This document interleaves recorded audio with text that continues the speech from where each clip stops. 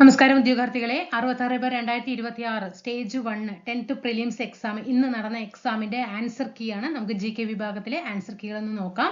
എത്രമാത്രം നമ്മുടെ ക്ലാസ്സുകളൊക്കെ യൂസ്ഫുൾ ആയി എന്നുള്ളതും കൂടി തീർച്ചയായിട്ടും നിങ്ങൾ താഴെ കമന്റ് ചെയ്യുക കേട്ടോ. നമുക്ക് നോക്കാം. 2025 ഓടൽക്കുഴൽ പുരസ്കാരത്തിന് അർഹനായത് ആരാണ്? EP രാജഗോപാലനാണ് അല്ലെ. EP രാജഗോപാൽ. കേരള സർക്കാരിന്റെ പരമോന്നത കായിക ബഹുമതി GV രാജ അവാർഡാണ്. പ്രാചീന മലയാളം ആരുടെ രചനയാണ്? ചട്ടമ്പി സ്വാമികളുടേതാണ്. രാഷ്ട്രപതി ദ്രൗപദി മുർമു ഏത് സംസ്ഥാനത്തു നിന്നുള്ള വ്യക്തിയാണ്? ഒഡീഷയിൽ നിന്നുള്ള വ്യക്തിയാണ്. ലോഹങ്ങളുടെ രാജാവ് സ്വർണമാണ്. ഇന്ത്യയിലെ ആദ്യത്തെ ദേശീയ artificial intelligence and digital water ഉച്ചകോടി 2026 നടന്നത് എവിടെയാണ്? ബാംഗ്ലൂരിലാണ് കേട്ടോ. ബാംഗ്ലൂരാണ്. ഇന്ത്യയിലെ ആദ്യത്തെ സ്പോർട്സ് മ്യൂസിയം സ്ഥിതി ചെയ്യുന്നത് എവിടെയാണ്? കൊൽക്കത്തയിലാണ്. അത് സ്പോർട്സ് മ്യൂസിയം ഏതാണ്? ഫനാറ്റിക് സ്പോർട്സ് മ്യൂസിയം ആണ്. ഏതാണ്? ഫനാറ്റിക് കേട്ടോ. ഫനാറ്റിക് സ്പോർട്സ് മ്യൂസിയം ആണ്. അപ്പൊ നമ്മൾ ഇതിന്റെ ക്ലാസിന്റെ ഒക്കെ ഇതുമായി ബന്ധപ്പെട്ടിട്ട് ഡീറ്റെയിൽഡ് ആയിട്ട് ഇത് അനുബന്ധ വിവരങ്ങൾ അടങ്ങിയ ക്ലാസ്സുകൾ നമ്മൾ എന്ത് ചെയ്യും? ഇനിയുള്ള ദിവസങ്ങളിൽ ഡീറ്റെയിൽഡ് ആയിട്ട് എക്സ്പ്ലെയിൻ ചെയ്ത ക്ലാസ്സുകൾ ഉണ്ടാകും കേട്ടോ. തൃശൂർ നഗരത്തിന്റെ ശില്പി എന്നറിയപ്പെടുന്ന ഭരണാധികാരിയാണ് ആരാണ്? ശക്തൻ തമ്പുരാനാണ് അല്ലെ. രാമവർമ്മ ശക്തൻ തമ്പുരാൻ. 16ാം കേരള നിയമസഭാ തെരഞ്ഞെടുപ്പ് നടന്നത് എന്നാണ്? 16ാം കേരള നിയമസഭാ തെരഞ്ഞെടുപ്പ് നടന്നത് 2026 ഏപ്രിൽ മാസം 9. രണ്ടാം ബുദ്ധൻ എന്ന വിശേഷണമുള്ള സാമൂഹ്യ പരിഷ്കർത്താവാണ് ശ്രീനാരായണ ഗുരു അല്ലെ. മഹാകവി കുമാരനാശാനും അതുപോലെ തന്നെ G ശങ്കരക്കുറുപ്പും ഒക്കെ എന്ത് ചെയ്തിട്ടുണ്ട്? രണ്ടാം ബുദ്ധൻ എന്ന് അദ്ദേഹത്തെ വിശേഷിപ്പിച്ചിട്ടുണ്ട്. പ്രാചീന കാലത്ത് ബംഗാളിലെ സോനാർ താഴ്വരയെയും സിന്ധു താഴ്വരയെയും ബന്ധിപ്പിച്ചിരുന്ന പാത. പ്രാചീന കാലത്താണ് ബംഗാളിലെ സോനാർ താഴ്വരയും സിന്ധു താഴ്വരയും തമ്മിൽ ബന്ധിപ്പിച്ചിരുന്ന പാതയാണ് ഷാഹി പാത. ഏതാണ്? ഷാഹി പാത. അതായത് നമ്മുടെ ഷേർഷാ സൂരി വികസിപ്പിച്ചതാണ്. പിന്നീട് ഗ്രാൻഡ് ട്രങ്ക് റോഡ് ഒക്കെ എന്നറിയപ്പെട്ടില്ലേ? അതാണ് ഷാഹി സടക്ക് അല്ലെങ്കിൽ ഷാഹി പാത എന്നൊക്കെ അറിയപ്പെട്ടിരുന്നത്. എണ്ണപ്പാടത്തൊക്കെ ഡീറ്റെയിൽഡ് ആയിട്ട് ഞാൻ പറഞ്ഞുതരാം കേട്ടോ. എണ്ണപ്പാടം അടിസ്ഥാനമാക്കിയിട്ടുള്ള ഇന്ത്യയിലെ ആദ്യത്തെ എണ്ണ ശുദ്ധീകരണശാല ദിഗ്ബോയ് ആണ്. അസമിലെ അല്ലെ. ദിഗ്ബോയ് ആസം. പഞ്ചപ്രയാഗ് സ്ഥിതി ചെയ്യുന്നത് ഉത്തരാഖണ്ഡ് ഹിമാലയത്തിലാണ്. ഇനി ഇന്ത്യയിൽ യുറേനിയം നിക്ഷേപം കാണപ്പെടുന്നത് ധാർവാർ ശിലകളിലാണ്. ഇന്ത്യയിലെ വാതോർജ്ജ നിലയം ഏതാണ്? ലംബയാണ് കേട്ടോ. ഇന്ത്യയിലെ വാതോർജ്ജ നിലയം ലംബ. ഗുജറാത്തിലെ ദേവഭൂമി ദ്വാരക ജില്ലയിൽ സ്ഥിതി ചെയ്യുന്ന പ്രശസ്തമായ ഒരു കാറ്റാടി നിലയമാണ് ഏത്? ലംബ എന്ന് പറയുന്നത് കേട്ടോ. ലംബ ഗുജറാത്തിലാണ്. ഓക്കെ. ഇതുമായി ഓരോരോ ക്വസ്റ്റ്യനും നമ്മൾ എക്സ്പ്ലെയിൻ ചെയ്ത് പഠിക്കും. ഹിമാലയത്തിലെ ലവണജല തടാകം ഏതാണ്? ഇവിടെ ചോദ്യം ഹിമാലയമാണ്. ഹിമാലയത്തിലെ ലവണജല തടാകം എന്ന് പറയുന്നത് രാഗാസ് ആണ്. മൊളാസിസ് തടം എന്നറിയപ്പെടുന്ന ഇന്ത്യയിലെ സംസ്ഥാനം മിസോറാം ആണ്. ഇന്ത്യയിലെ ഏറ്റവും വലിയ തുരങ്ക റെയിൽപാത പീർപ്പാഞ്ചൽ പാതയാണ്. ആൻസറിൽ എന്തെങ്കിലും മിസ്റ്റേക്ക് വരുന്നുണ്ടെങ്കിൽ താഴെ കമന്റ് ചെയ്യണം. സ്നേഹത്തിന്റെ ഭാഷയിൽ തന്നെ ഒന്ന് കമന്റ് ചെയ്യണം കേട്ടോ. ചിലപ്പോൾ മനുഷ്യനിലെ മിസ്റ്റേക്കുകൾ വരും. അപ്പൊ ഇന്നത്തെ ക്വസ്റ്റ്യൻ ഇന്നതാണ് എന്നൊന്ന് എനിക്ക് റിപ്പോർട്ട് ചെയ്യണം കേട്ടോ. ചലം നദി വക്രവലയങ്ങൾ രൂപപ്പെടുത്തുന്നതിന് കാരണമായി ഭവിച്ച തടാകം ഏതാണ്? വൂളാറാണ് കേട്ടോ. വൂളാറാണ്. സമാധാനത്തിന്റെ പാലം എന്നറിയപ്പെടുന്നത് അമാൻ സേതു ആണ്. അമാൻ സേതു. ബോംബെ പ്ലാനുമായി ബന്ധപ്പെട്ട് തെറ്റായ പ്രസ്താവനകൾ ഏതാണ്? ബോംബെ പ്ലാനുമായി ബന്ധപ്പെട്ട് തെറ്റായ പ്രസ്താവന ഏതെന്നാ ചോദിക്കാം. ഇവിടെ വ്യവസായികളും സംരംഭകരും ആസൂത്രണത്തിനെതിരായിരുന്നു ആണോ? അല്ല. കാരണം വ്യവസായികൾ ചേർന്നിട്ടാണ് ബോംബെ പ്ലാൻ തന്നെ ഉണ്ടാക്കിയിരിക്കുന്നത്. അപ്പൊ ഇത് എന്താണ്? ഒന്ന് തെറ്റായ പ്രസ്താവനയാണ് അല്ലേ. ഇവിടെ ചോദ്യം തെറ്റായ പ്രസ്താവനയാണ്. അപ്പൊ എന്തായാലും ഓപ്ഷനിൽ ആൻസർ ഏതുണ്ടാകണം? 1 എന്ന ആൻസർ ഉണ്ടാകണം. അപ്പൊ ഇത് തെറ്റിട്ടു. ഇവിടെ 1 എന്ന ആൻസർ ഇല്ല. ഓക്കെ. ഇനി വ്യാവസായികവും സാമ്പത്തികവുമായ നിക്ഷേപങ്ങളിൽ രാഷ്ട്രം മുൻകൈ എടുക്കണമെന്ന ആവശ്യം ഉന്നയിച്ചു. അത് ശരിയായിട്ടുള്ള പ്രസ്താവനയാണ്. ഇത് തെറ്റാണ്. ഇത് ശരിയായ പ്രസ്താവനയാണ്. അപ്പൊ ഓപ്ഷനിൽ എന്ത് പാടില്ല? 2 എന്ന ഓപ്ഷൻ പാടില്ല. അപ്പൊ ഇവിടെ 1 എന്നുണ്ട്. അതുകൊണ്ട് 2 ഇവിടെ വന്നു. പക്ഷെ ഇത് ശരിയായിട്ടുള്ള പ്രസ്താവനയില്ല. അപ്പൊ അത് തെറ്റിട്ടു അല്ല. അപ്പൊ ആൻസർ ഈസ് ഏതാണ്? ബി ആണ്. ഇനി ആഗോള മൂലധന നിക്ഷേപത്തിനായിട്ട് വാദിച്ചു. അത് തെറ്റായ പ്രസ്താവനയാണ്. ആസൂത്രിത സമ്പദ് വ്യവസ്ഥയ്ക്കുള്ള നിർദ്ദേശങ്ങൾ തയ്യാറാക്കി. ശരിയായിട്ടുള്ള പ്രസ്താവനയാണ്. അപ്പൊ 1ഉം 3ഉമാണ് തെറ്റായിട്ടുള്ള പ്രസ്താവന. ഇന്ത്യൻ നാഷണൽ കോൺഗ്രസ് രൂപീകരിച്ച INA സംരക്ഷണ സമിതിയിൽ അംഗമല്ലാതിരുന്നത് ആരാണ്? INA സംരക്ഷണ സമിതിയിൽ അംഗമല്ലാതിരുന്നത് ക്യാപ്റ്റൻ ലക്ഷ്മിയാണ്. ഇതാണ് ക്യാപ്റ്റൻ ലക്ഷ്മിയാണ് ഈ സമിതിയിൽ അംഗം അല്ലാതിരുന്നത് കേട്ടോ. 1939 നടന്ന അഖിലേന്ത്യാ നാട്ടുരാജ്യ പ്രജാ സമ്മേളനവുമായി ബന്ധപ്പെട്ട് ശരിയായ പ്രസ്താവനകൾ ഏതാണ്?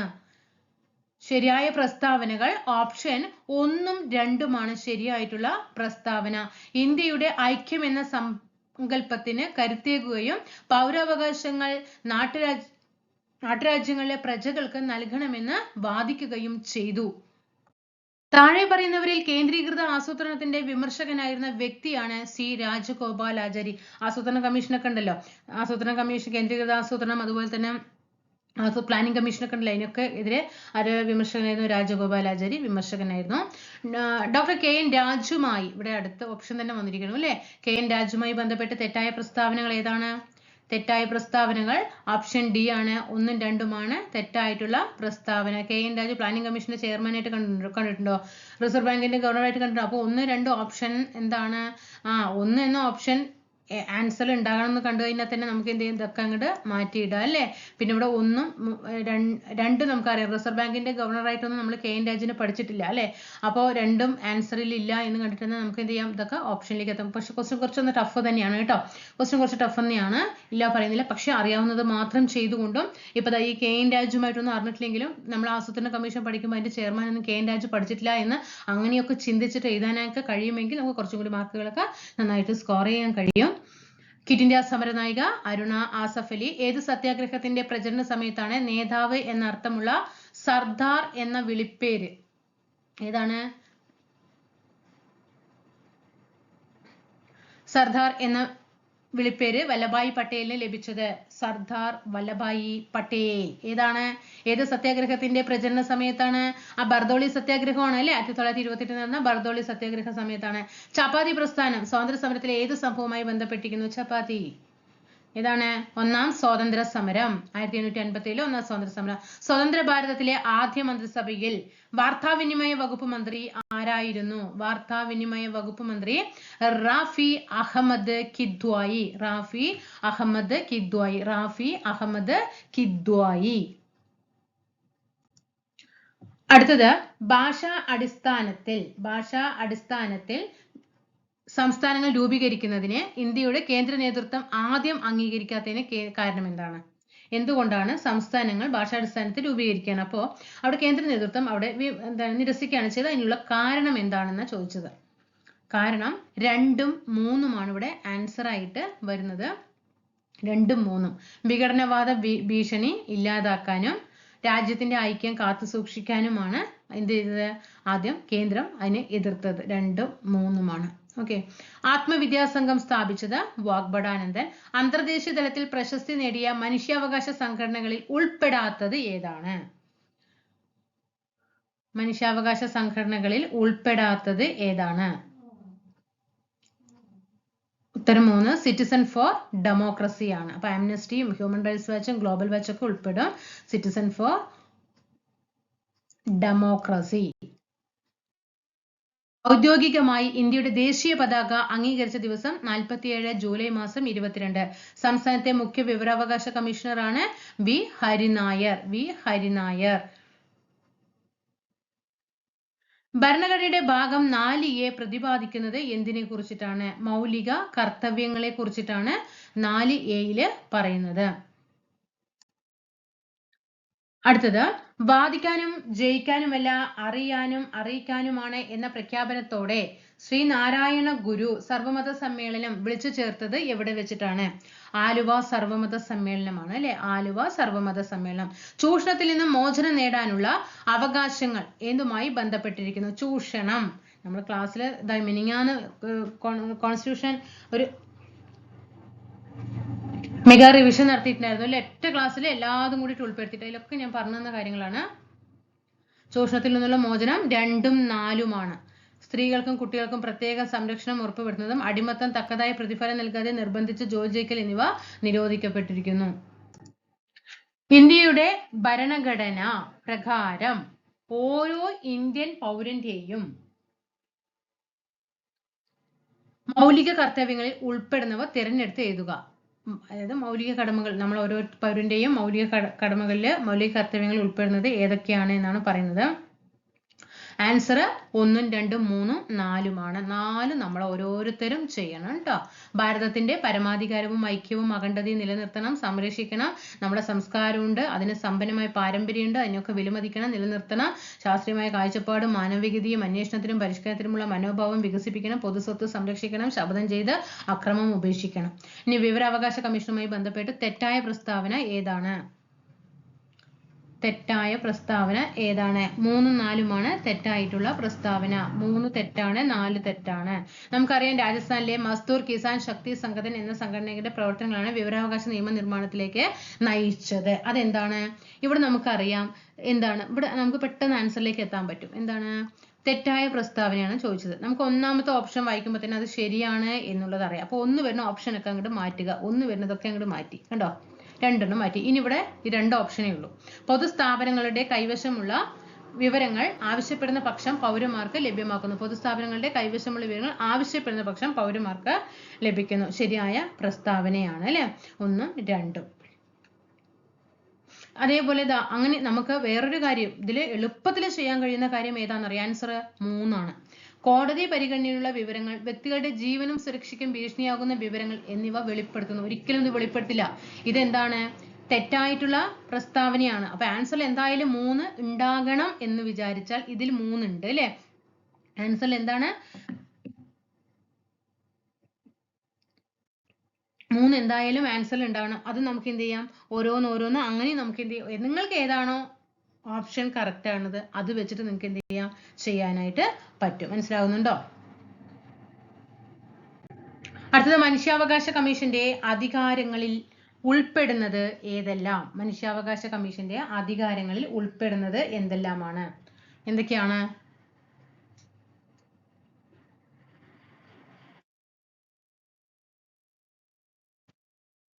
ഏതൊക്കെയാണ് മനുഷ്യാവകാശ കമ്മീഷന്റെ അധികാരങ്ങളിൽ ഉൾപ്പെടുന്നത് ഏതെല്ലാം? ഏതാണ്? 1, 2, 4 കേട്ടോ. തടവറകളിലെ അതിക്രമം തടയൽ, പിന്നെ വനിതകളുടെയും കുട്ടികളുടെയും അവകാശങ്ങൾ സംരക്ഷിക്കുക, പട്ടികജാതി പട്ടികവർഗ വിഭാഗങ്ങളുടെ മനുഷ്യാവകാശ നിഷേധങ്ങൾ ഇല്ലാതാക്കൽ. മലയാള സിനിമയുടെ പിതാവ് ജെസി ഡാനിയേൽ. കേരളത്തിന്റെ ഔദ്യോഗിക പുഷ്പം ഏതാണ്? കണിക്കൊന്നയാണ്. അസമിൽ നടന്ന 79ാമത് സന്തോഷ് ട്രോഫി കിരീടം നേടിയത് സർവീസസ് ആണ്. കേരളത്തിലെ ആദ്യത്തെ ജലവൈദ്യുത പദ്ധതി പള്ളിവാസൽ. കേരളത്തിലെ ഏറ്റവും നീളം കൂടിയ നദി പെരിയാർ. 5 വണ്ണം എന്നാൽ വാണിജ്യ സംഘം. കേരളത്തിലെ ആദ്യത്തെ ഇക്കോ ടൂറിസ്റ്റ് കേന്ദ്രം തെന്മല. തട്ടേക്കാട് പക്ഷി സങ്കേതം എറണാകുളം ജില്ലയിൽ. പ്രാചീന തുറമുഖമായ മുസിരിസ് ഏത് ജില്ലയിലാണ്? കൊടുങ്ങല്ലൂരാണ്. തമിഴ്നാട്ടിനെ കേരളവുമായി ബന്ധിപ്പിക്കുന്ന ചുരം പാലക്കാട് ചുരം. ബ്രിട്ടീഷുകാർക്കെതിരെ കേരളത്തിൽ നടന്ന ആദ്യത്തെ സംഘടിത ജനകീയ ചെറുത്തുനിൽപ്പ് കലാപം ആറ്റിങ്ങൽ കലാപം. കുളച്ചൽ യുദ്ധത്തിന് ശേഷം തിരുവിതാംകൂർ സൈന്യത്തിന്റെ വലിയ കപ്പിത്താനായി മാറിയത് ഡിലനോയ്. ഞാൻ പറയാൻ വന്നത് 2021 മുതൽ 2026 വരെ 2026 ജൂൺ മാസം വരെയുള്ള ക്വസ്റ്റ്യൻ പേപ്പർ ഞാൻ നിങ്ങളുടെ മുന്നിലേക്ക് എത്തിച്ചു വന്നിട്ടുണ്ടായിരുന്നു. ഓരോ ക്വസ്റ്റ്യനും ഞാൻ അത്രയും പ്രാവശ്യം പറഞ്ഞു ഓരോ ക്വസ്റ്റ്യൻ പേപ്പർ പറയുമ്പോഴും ഞാൻ പറഞ്ഞു ഒരു ക്വസ്റ്റ്യൻ പോലും നിങ്ങൾ അതിന് അറിയില്ല എന്ന് പിന്നീട് പറയരുത് എന്ന് ഞാൻ പറഞ്ഞു തന്നിട്ടുണ്ടായിരുന്നു. ആ ക്വസ്റ്റ്യൻ പേപ്പർ പഠിച്ച വ്യക്തികൾക്ക് സുഖമായി പ്രീവിയസ് ക്വസ്റ്റ്യൻ പേപ്പർ പഠിച്ച വ്യക്തികൾക്ക് ഇതിൽ 50 മാർക്ക് സുഖമായി നേടാം. 50 മാർക്കും സുഖമായിട്ട് നേടാം പ്രീവിയസ് ക്വസ്റ്റ്യൻ. കാരണം ഞാൻ അത്രയും ഇമ്പോർട്ടൻറ്റ്. ഞാൻ ഒരു ദിവസം ക്ലാസ് ഇടാണ്ടെന്ന് എൻ്റെ കുട്ടികൾ താഴെ വന്ന് ചോദിക്കാം എന്താണ് ക്വസ്റ്റ്യൻ പേപ്പർ എത്തിയില്ല പറഞ്ഞു. എന്നിട്ടാണ് ഞാൻ 2025 ഒക്കെ നമ്മൾ എന്ത് ചെയ്തു 3 ക്വസ്റ്റ്യൻ പേപ്പർ 4 ക്വസ്റ്റ്യൻ പേപ്പർ ഒക്കെ ഇട്ടിട്ട് ഒരു ദിവസം തന്നെ ഒറ്റ വീഡിയോ ആയിട്ടും 2026 ഫുൾ ക്വസ്റ്റ്യൻ പേപ്പർ ഒറ്റ ക്ലാസ് ആയിട്ട് ഇട്ടു വന്നു. മനസ്സിലാവുന്നുണ്ടോ ക്വസ്റ്റ്യൻ പേപ്പർ എന്താണ് അതിന്റെ ഗുണം എന്നുള്ളത്? അടുത്തത് താഴെ തന്നിരിക്കുന്നവയിൽ പരസ്പര ബന്ധമില്ലാത്തത് ഏതാണ്? അതിൽ ഓപ്ഷൻ നോക്കിയിട്ട് തന്നെ നമുക്ക് ചെയ്യാം കേട്ടോ. ഓപ്ഷൻ നോക്കിയിട്ട് തന്നെ എലിമിനേറ്റ് ചെയ്തിട്ട് നമുക്ക് എന്ത് ചെയ്യാം? പരസ്പര ബന്ധം ഇല്ലാത്തത് ഏത് എന്നാണ് ചോദിച്ചിരിക്കുന്നത്. നമുക്കറിയാം ക്വിറ്റ് ഇന്ത്യ സമരം കീഴരിയൂർ ബോംബ് കേസുമായി ബന്ധപ്പെട്ടത് ക്വിറ്റ് ഇന്ത്യ സമരമാണ്. ഇത് ശരിയായ പ്രസ്താവനയാണ്. അപ്പൊ ബന്ധം ഇല്ലാത്തതെന്ന് ചോദിച്ചിരിക്കുന്നത്. 3 വരുന്നതൊക്കെ മാറ്റിക്കേ. 3 വരുന്നതൊക്കെ മാറ്റ്. ഇനി ഇവിടെ ഈ സിയും ഡിയും മാത്രമേ ഉള്ളൂ. ഏതാണ് ആൻസർ വരിക? ഡി ആണ്. 1ഉം 2ഉമാണ്. മാവിലത്തോട് വേലുത്തം അത് വേണ്ട, ഞാൻ തെറ്റ് വായിക്കുന്നില്ല കേട്ടോ. 1ഉം 2ഉമാണ്. ഇനി അതുപോലെ തന്നെ മാപ്പിള ലഹള അറിയാം നമുക്ക്, കാർഷിക മുന്നേറ്റമാണെന്നുള്ളതും അറിയാം. അപ്പൊ 4 വരുന്ന ഓപ്ഷൻ മാറ്റിയാൽ നമുക്ക് വേഗം കിട്ടും. ഇനി താഴെ കൊടുത്തിരിക്കുന്ന സംഭവങ്ങളുടെ ശരിയായ കാലഗണനാക്രമം എഴുതുക. ഏതാണ്? ഫസ്റ്റ് രണ്ട് വരണം. ഫസ്റ്റ് രണ്ട് വരുന്ന ഓപ്ഷൻ ഏതാണ്? ബി ആണ്. ഫസ്റ്റ് രണ്ട് വരുന്ന ഓപ്ഷൻ ബി ആണ്. കുണ്ടറ വിളംബരം 1809. കുറിച്യർ കലാപം 1812. അടുത്തത് പൂക്കോട്ടൂർ കലാപം 1921. മൊറാഴ സമരം 1940. താഴെ തന്നിരിക്കുന്നതിൽ ശരിയായ ജോഡി ഏതാണ്? ശരിയായ ജോഡി ആൻസർ ചട്ടമ്പി സ്വാമികളാണ്. വേദാധികാര നിരൂപണം ചട്ടമ്പി സ്വാമികളാണ്. ഇതില് പണ്ഡിറ്റ് കറുപ്പനാണ് അരയ സമാജം, കുമാര ഗുരുദേവനാണ് പ്രത്യക്ഷ ദീക്ഷാ ദേവസഭ, VT ഭട്ടതിരിപ്പാടാണ് അടുക്കളയിൽ നിന്നും അരങ്ങത്തേക്ക്. സാമൂഹ്യ പരിഷ്കർത്താവായ ശ്രീനാരായണ ഗുരുവിനെ കുറിച്ചിട്ടുള്ള തെറ്റായ പ്രസ്താവനകൾ ഏതാണ്? 1888 അരുവിപ്പുറത്ത് ശിവപ്രതിഷ്ഠ നടത്തി. ശരിയായ പ്രസ്താവനയാണ്. 1888 അപ്പൊ ഇവിടെ തെറ്റായ പ്രസ്താവന ചോദിച്ചു. ഒന്ന് വരുന്ന ഓപ്ഷനൊക്കെ മാറ്റ്. ഒന്ന് വരുന്നതൊക്കെ മാറ്റി. ഇതൊന്നും നിങ്ങൾ നോക്കരുത് കേട്ടോ. ഇനി ശ്രീനാരായണ ഗുരുവിന്റെ പ്രസിദ്ധീകരണങ്ങളാണ് പ്രാചീന മലയാളവും ആദിഭാഷ. തെറ്റാണ്. പ്രാചീന മലയാളം ആരുടേതാണ്? ചട്ടമ്പി സ്വാമികളുടേതാണ്. അപ്പൊ ഓപ്ഷനിൽ എന്തായാലും തെറ്റായ പ്രസ്താവനയാണ്. ഇവിടെ തെറ്റായത് ഏതെന്നാ ചോദിച്ചിരിക്കുന്നത് അല്ലേ? അപ്പൊ 2 എന്ന ഓപ്ഷൻ എന്തായാലും ആൻസറിൽ ഉണ്ടാകണം. അപ്പൊ നമുക്ക് അത് മനസ്സിലായി. ഇവിടെ രണ്ടും ഉണ്ട്, ഇവിടെ രണ്ടും ഉണ്ട് അല്ലെ? ഒരു ജാതി ഒരു മതം ഒരു ദൈവം മനുഷ്യൻ എന്ന പ്രസിദ്ധ വാക്യം വളരെയധികം കറക്റ്റ്. അപ്പൊ 3 വരുന്ന ഓപ്ഷൻ മാറ്റി. ആൻസർ ഈസ് ഡി ആണ്. 2ഉം 4ഉം ആണ് അല്ലെ? അതേപോലെ സമത്വ സമാജ തെറ്റാണ് അല്ലെ? സാധുജന പരിപാലന സംഘം അയ്യങ്കാളി. ആഴമേറും നിൻമഹസാമാഴിയിൽ ഞങ്ങൾ ആകവേ ആഴണം വാഴണം നിത്യം വാഴണം സുഖം. ഏതിൽ നിന്നാണ് പറഞ്ഞത്? പഠിപ്പിച്ച ഓർമ്മയുണ്ടോ നിങ്ങൾക്ക്? ദൈവദേശകത്തിലെ വരികളാണ്. ശ്രീനാരായണ ഗുരുവിന്റെ ദൈവദേശകത്തിലെ വരികളാണ്. അടുത്തത് ഇന്ത്യയിലെ പല ഭാഗങ്ങളിൽ നടന്ന ഗോത്രവർഗ കലാപങ്ങളിൽ പെടാത്തത് ഏതാണ്? നമ്മൾ അതും ഇത് ഞാൻ പഠിപ്പിച്ചെന്ന ക്വസ്റ്റ്യൻസ് ആണ്. ഗോത്രവർഗ കലാപങ്ങൾക്ക് ഉദാഹരണം ഏത് എന്ന് പറഞ്ഞു തന്നിട്ടുണ്ടായിരുന്നു. അതില് കലാപങ്ങളിൽ പെടാത്തത് മാപ്പിള കലാപമാണ്. കോൾ കലാപവും സന്താളും ബഹാരിയും ഒക്കെ ഗോത്രവർഗ കലാപങ്ങളാണ്. പഴശ്ശി കലാപത്തിന്റെ പ്രധാന കാരണങ്ങളിൽ പെടുന്ന പ്രസ്താവന ഏതാണ്? പഴശ്ശി കലാപത്തിന് കാരണം നമുക്കറിയാം. ഒന്ന് തെറ്റായ നികുതി നയം ഉണ്ട് അല്ലെ? പിന്നെ ഒന്ന് തെറ്റായ നികുതി നയം നമുക്കറിയാം. വയനാട് ഇല്ലേ? തെറ്റായ നികുതി നയം. എന്തായാലും ആൻസർ ഏതാണ്? ശരിയായത് ഏതെന്നാണ്? അപ്പൊ എന്തായാലും ആൻസർ എന്തുണ്ടാകണം? 1 എന്ന ആൻസർ ഉണ്ടാകണം. ഇത് ശരിയാണ്. ബ്രിട്ടീഷുകാരുടെ തെറ്റായ നികുതി നയമാണ് ഒന്നാം പഴശ്ശി വിപ്ലവത്തിനൊക്കെ കാരണമാകുന്നത്. അപ്പൊ 1 എന്തായാലും ആൻസർ ഉണ്ടാകണം പറയുമ്പോൾ നമുക്ക് ഇതൊക്കെ അങ്ങോട്ട് ഡിലീറ്റ് ചെയ്ത് വിടുക കേട്ടോ. ഓക്കെ. പിന്നെ വയനാട് കൈയടക്കാനുള്ള ബ്രിട്ടീഷുകാരുടെ നീക്കം അത് കറക്റ്റായ പ്രസ്താവനയാണ് അല്ലേ? ശരിയായ കറക്റ്റ് ആയിട്ടുള്ള പ്രസ്താവനയാണ്. അപ്പൊ 1ഉം 3ഉമാണ്. മലിനമായ മണ്ണ്, ജലം, വായു തുടങ്ങിയ ചുറ്റുപാടുകളിൽ നിന്ന് മാലിന്യങ്ങൾ നീക്കം ചെയ്യാൻ സൂക്ഷ്മാണുക്കളുടെയും സസ്യങ്ങളെയും ഉപയോഗിക്കുന്ന സാങ്കേതിക വിദ്യ ഏതാണ്? ബയോ റെമഡിയേഷൻ ആണ്. ഭാഗ്യലക്ഷ്മി ഏത് സസ്യത്തിന്റെ സങ്കരയിനമാണ്? ഞാൻ പറഞ്ഞത് ഓർമ്മയുണ്ടോ നിങ്ങൾക്ക്? കോഡൊക്കെ ഇട്ട് തന്നിട്ടുണ്ടായിരുന്നു. ജ്യോതികയും ഭാഗ്യലക്ഷ്മിയും സിനിമാ നടിമ അങ്ങനെ സിനിമ ഫീൽഡിലുള്ളവരാണ്. അവരൊക്കെ എന്താണ് എന്നൊക്കെ ഞാൻ പറഞ്ഞിട്ടുണ്ടായിരുന്നു. പയറാണ്. താഴെ നൽകിയിരിക്കുന്ന പ്രസ്താവനകൾ ശ്രദ്ധാപൂർവം വായിച്ച് ശരിയായ ഉത്തരം തിരഞ്ഞെടുക്കുക. ഏതാണ് ശരിയായിട്ടുള്ളത്? എയും ഡിയും ആണ് ശരിയായിട്ടുള്ള പ്രസ്താവനകൾ. എയും ഡിയും. കട്ടി കൂടിയ ഭിത്തിയും ഉയർന്ന മർദ്ദത്തിൽ ഹൃദയത്തിൽ നിന്നും രക്തം വഹിക്കുന്ന രക്തക്കുഴലുമാണ് ധമനികൾ. പഠിപ്പിച്ചു തന്നതാണ്.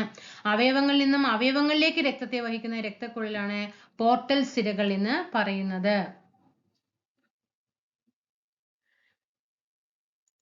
അടുത്തത് മനുഷ്യ ശരീരത്തിൽ കാൽസ്യം ആഗിരണം ചെയ്യുന്നതിന് സഹായിക്കുന്ന വിറ്റമിൻ പഠിപ്പിച്ചു തന്നു. കാൽസ്യം ആഗിരണം ചെയ്യുന്നതിന് സഹായിക്കുന്ന വിറ്റമിൻ ഏതാണ്? ഏതാണ് മനുഷ്യ ശരീരത്തിൽ കാൽസ്യം ആഗിരണം ചെയ്യുന്നതിന് സഹായിക്കുന്നത്? നമുക്കറിയാം വൈറ്റമിൻ ഡി ആണ് അല്ലെ? ശരിയായ ഉത്തരം വൈറ്റമിൻ ഡി ആണ് കാൽസ്യത്തിന്റെ ആഗിരണത്തിന്. ഡോട്ട്സ് ഏത് രോഗത്തിന്റെ ചികിത്സയാണ്? ക്ഷയമാണ്. രോഗങ്ങളെ പറ്റി പഠിക്കാൻ ലാബിൽ വളർത്തുന്ന ചെറുതും ത്രിമാന രൂപത്തിലുമുള്ള ടിഷ്യൂ മാതൃക ഏതാണ്? ഓർഗനോയിഡ് ആണ്. ഓർഗനോയിഡ്. ഇങ്ങനെയുള്ള ക്വസ്റ്റ്യൻസ് ഒക്കെയാണ് നമുക്ക് ഒന്നും അറിയില്ല എന്ന് പറഞ്ഞിട്ട് വിടാൻ പറ്റുള്ളൂ കേട്ടോ. ബാക്കിയുള്ളതൊക്കെ ഏകദേശം ഇപ്പൊ നമ്മൾ എത്ര ക്വസ്റ്റ്യൻ കഴിഞ്ഞു? 66 ക്വസ്റ്റ്യൻ കഴിഞ്ഞു. ഈ 66 ക്വസ്റ്റ്യനിൽ നമുക്ക് ഒരു 50 ക്വസ്റ്റ്യൻസും സുഖമായിട്ട് ആൻസർ ചെയ്യാം. 66 ക്വസ്റ്റ്യൻ ആകുമ്പോഴേക്കും ഇനി 80 ഇല്ലേ? ഇപ്പൊ തന്നെ നമുക്ക് 50 ക്വസ്റ്റ്യൻ ആൻസർ കറക്റ്റ് ആയിട്ട് കിട്ടിയിട്ടുണ്ടാവും. കണ്ടൽക്കാടുകൾക്കിടയിൽ എന്റെ ജീവിതം ആരുടെ ആത്മകഥയാണ്? കല്ലേൽ പൊക്കുടൻ. മനുഷ്യ ശരീരത്തിൽ ഏത് ഹോർമോണിന്റെ ഏറ്റക്കുറച്ചിലുകളാണ് ദൈനംദിന ഉറക്കത്തെയും ഉണരലിനെയും സഹായിക്കുന്നത്? നമ്മൾ എന്നും ഉറങ്ങുന്നുണ്ട്, ഉണരുന്നുണ്ട്. ഏത് ഹോർമോണിന്റെ ഏറ്റക്കുറച്ചിലുകളാണ്? മെലാട്ടോണിൻ ആണ് അല്ലേ? ഏതാണ്? മെലാട്ടോണിൻ. അടുത്തത്, വായു മലിനീകരണം അളക്കുന്നതിനും അന്തരീക്ഷത്തിലെ സൾഫർ ഡയോക്സൈഡിന്റെ സാന്നിധ്യം തിരിച്ചറിയുന്നതിനും സഹായിക്കുന്ന പ്രകൃതിദത്ത സൂചകങ്ങൾ ഏതാണ്? ലൈക്കനുകളാണ്. ലൈക്കനുകൾ. താഴെ നൽകിയിരിക്കുന്ന പ്രസ്താവനയും അതിന് കാരണവും ശ്രദ്ധാപൂർവം വായിച്ച് ശരിയായ ഉത്തരം തിരഞ്ഞെടുക്കുക. ശരിയായ ഉത്തരം സി ആണ്. എ ശരിയാണ്, ആർ തെറ്റാണ്. എ ശരിയാണ്, ആർ തെറ്റാണ്. ഇവിടെ ഏതാണ്? പ്രസ്താവന, മികച്ച ഇനം വിത്തുകൾ ഉൽപ്പാദിപ്പിക്കുന്നതിനായി ശാസ്ത്രജ്ഞരും കർഷകരും കൃത്രിമ പരാഗണം നടത്താറുണ്ട്. ശരിയാണ്. അത് ആറെന്താ? തെറ്റാണ് കേട്ടോ. നെക്സ്റ്റ് വൺ, താഴെ കൊടുത്തിരിക്കുന്നവയിൽ ഏത് ആവൃത്തിയിലൂടെയുള്ള ശബ്ദമാണ് മനുഷ്യന് കേൾക്കാൻ കഴിയുന്നത്? മനുഷ്യന് കേൾക്കാൻ കഴിയുന്നത് ഏത് ആവൃത്തിയിലുള്ള ശബ്ദമാണ് മനുഷ്യന് കേൾക്കാൻ കഴിയുന്നത്? 2000 ഹെർട്സ് കേൾക്കാൻ സാധിക്കുന്നത് 2000 ഹെർട്സ്. അതായത് മനുഷ്യന്റെ ശ്രവണപരിധി എന്ന് പറയുമ്പോൾ നമുക്കറിയാം 20 ഹെർട്സ് മുതൽ 20,000 ഹെർട്സ് വരെയാണ് അല്ലേ? അപ്പൊ ഇവിടെ 2000 ഹെർട്സ് ആണ് കേട്ടോ. അടുത്തത് ഇവിടെ കൊടുത്തിട്ടുണ്ട്. സി 12, 13, 14 ഒക്കെ തന്നിട്ടുണ്ട്. എന്നിവ കാർബണിന്റെ പ്രകൃതിദത്ത ഐസോട്ടോപ്പുകളാണ്. നമ്മൾ 12, 13, 14 ഒക്കെ പറയണ്ടല്ലോ. എന്നാൽ ഇതിൽ സ്ഥിരതയുള്ളതും ഏറ്റവും അതായത് ലഭ്യത കൂടിയതുമായ കാർബണിന്റെ ഐസോട്ടോപ്പ് ഏതാണ്? C12 ആണ്. എ ആണ് ആൻസർ കേട്ടോ. അതായത് നമ്മുടെ പ്രകൃതി തന്നെ ഏറ്റവും കൂടുതൽ കാർബണില് 98.9%, 98.9% പറയുമ്പോൾ 100%ത്തിന്റെ അടുത്തെത്തില്ല. അത് മുഴുവൻ ഏത് തന്നെയാണ്? C12 ആണ്. ഇവയിൽ ഏതാണ് പ്രകൃതിദത്തമായിട്ടുള്ള പോളിമർ? പ്രകൃതിദത്ത പോളിമർ സെല്ലുലോസ് ആണ്. ഖരവസ്തുക്കൾ ചൂടാക്കുമ്പോൾ അവ നേരിട്ട് വാതകമായി മാറുന്ന പ്രക്രിയയാണ് ഉത്പതനം, സബ്ലിമേഷൻ എന്ന് പറയുന്നത്. ഉത്കൃഷ്ടവാതകങ്ങൾ അല്ലാത്ത മൂലകം നമ്മളെപ്പോഴും ഞാൻ പറഞ്ഞുതരാണ്ടല്ലേ, ഉത്കൃഷ്ടവാതകങ്ങളാണ് ഏകാറ്റോമിക മൂലകങ്ങൾക്ക് ഉദാഹരണം ഏതെന്ന് ചോദിച്ചപ്പോൾ എപ്പോഴും ഞാൻ പറയാറുണ്ട് ക്രിപ്റ്റോൺ, ആർഗോൺ, നിയോൺ, സെനോൺ, റയോൺ ഉത്കൃഷ്ടവാതകങ്ങളാണ്. പെന്റാൻ ഗ്രൂപ്പാണ് ഏകാറ്റോമിക മൂലകമാണ്. ഞാൻ എത്ര പ്രാവശ്യം ആ ക്വസ്റ്റ്യൻ പറഞ്ഞിട്ടുണ്ട്. അപ്പൊ ഇവിടെ ആൻസർ ഏതാണ്? അല്ലാത്ത മൂലകം സിലിക്കൺ ആണ് അല്ലെ? സിലിക്കൺ ആണ്. അടുത്തത്, കലാമിൻ ഏത് ലോഹത്തിന്റെ അയിരാണ്? കലാമിൻ ഏത് ലോഹത്തിന്റെ അയിരാണ്? സിങ്കിന്റെ അയിരാണ് അല്ലെ? കലാമിൻ ഏതാണ്? സിങ്ക്. ഇനി പവറിന്റെ SI യൂണിറ്റ് വാട്ട് ആണ്. വാഹനങ്ങളുടെയും മോട്ടോറുകളുടെയും പവർ കുതിരശക്തിയിൽ സൂചിപ്പിക്കേണ്ടത്. എന്നാൽ ഒരു ഹോഴ്സ് പവർ എത്ര എന്ന ചോദ്യം 746 വാട്ട് ആണ്. 746 വാട്ട് ആണ് ഒരു ഹോഴ്സ് പവർ എന്ന 746. ആൽക്കലൈൻ എർത്ത് ലോഹങ്ങളിൽ അറ്റോമിക മാസ് ഏറ്റവും കൂടുതലുള്ള മൂലകം? ആൽക്കലൈൻ എർത്ത് ലോഹങ്ങളിൽ അറ്റോമിക മാസ് ഏറ്റവും കൂടുതലുള്ള ലോഹം റേഡിയം ആണ് കേട്ടോ. റേഡിയം ആണ്. വസ്തുക്കൾക്ക് സ്ഥാനമാറ്റം മൂലമോ കോൺഫിഗറേഷൻ മൂലമോ ലഭിക്കുന്ന ഊർജം പറഞ്ഞു തന്നു. ഞാൻ സ്ഥിതികോർജവും ഗതികോർജവും ക്ലാസ് എടുക്കുന്ന സമയത്ത് ഇത് പ്രത്യേകിച്ച് പറഞ്ഞിട്ടുണ്ടായിരുന്നു. വസ്തുക്കൾക്ക് സ്ഥാനം മൂലമോ കോൺഫിഗറേഷൻ മൂലമോ ലഭിക്കുന്ന ഊർജമാണ് ഏത്? സ്ഥിതികോർജം എന്ന് പറയുന്നത്. Potential energy. ജലത്തിന്റെ സാന്ദ്രത ഏറ്റവും അധികമാകുന്ന താപനില എത്രയാണ്? 4 ഡിഗ്രി സെൽഷ്യസ് ആണ്. ജലത്തിന്റെ സാന്ദ്രത ഏറ്റവും അധികമാകുന്ന താപനില എന്ന് പറയുന്നത് 4 ഡിഗ്രി സെൽഷ്യസ് ആണ്. ഓക്കെ ആണല്ലോ. അപ്പോൾ ഇപ്പൊ ഞാൻ പറയുന്നു 60 മാർക്ക് സുഖമായിട്ട് പ്രീവിയസ് ക്വസ്റ്റ്യൻ നമ്മൾ ഇട്ട ക്ലാസ്സുകളിൽ 2021 മുതൽ 26 വരെ ഇട്ട ക്ലാസ്സുകളിൽ തന്നെ പഠിച്ചിട്ടുണ്ടെങ്കിൽ 60 മാർക്കും സുഖമായിട്ട് സ്കോർ ചെയ്യാം. കേൾക്കുന്നുണ്ടോ? ഓക്കെ, അപ്പൊ നമുക്ക് എന്ത് ചെയ്യാം?